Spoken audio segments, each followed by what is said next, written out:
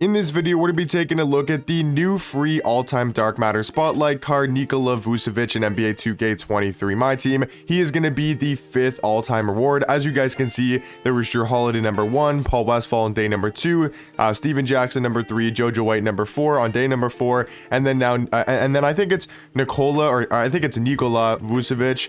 I'm pretty sure, or it's Nikola, not exactly sure. It's either Nikola or Nikola Vucevic as the new all-time Dark Matter Spotlight.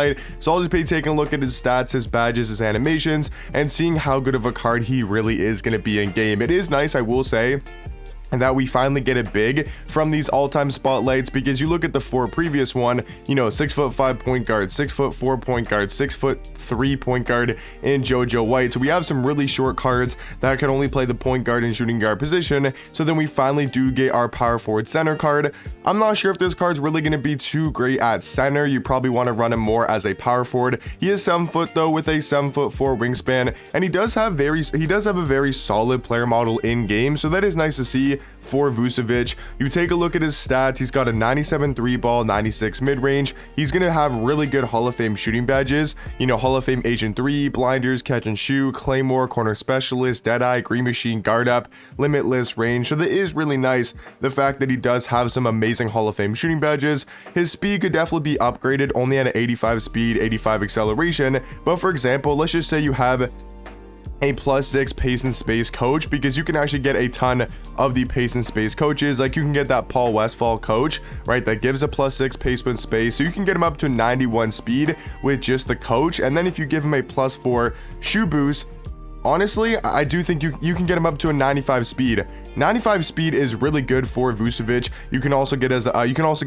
acceleration almost into a 90, which is great as well. So you can upgrade his speed where he can have like 95 speed with a coach. So that's definitely solid for Vucevic. Looking at his defense, he's got a 95 interior defense, 96 block, 88 steal, 85 perimeter. I think he could be solid. You know, I think he could be solid on the defensive end. He also does have Hall of Fame anchor, box OPs, brick wall, chasement artist, interceptor, pogo stick, post lockdown, rebound chaser, and then can handle the ball a little bit with an 86 ball handle, which is what you need to be able to move a little bit. But yeah, I think he's just going to be a really good, you know, defensive power forward card. He can knock down threes. His jump shot is going to stay with his own base and his own upper.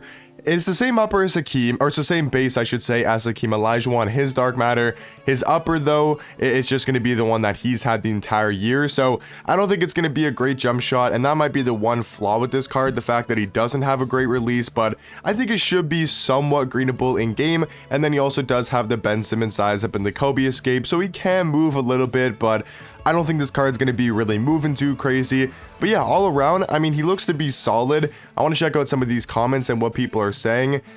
People are saying that they're hoping his jumper's on very quick, or hoping it's good on very quick timing. People asking how is his jump shot. Yeah, I mean, a free 7-foot power forward is not bad. I'm not going to lie.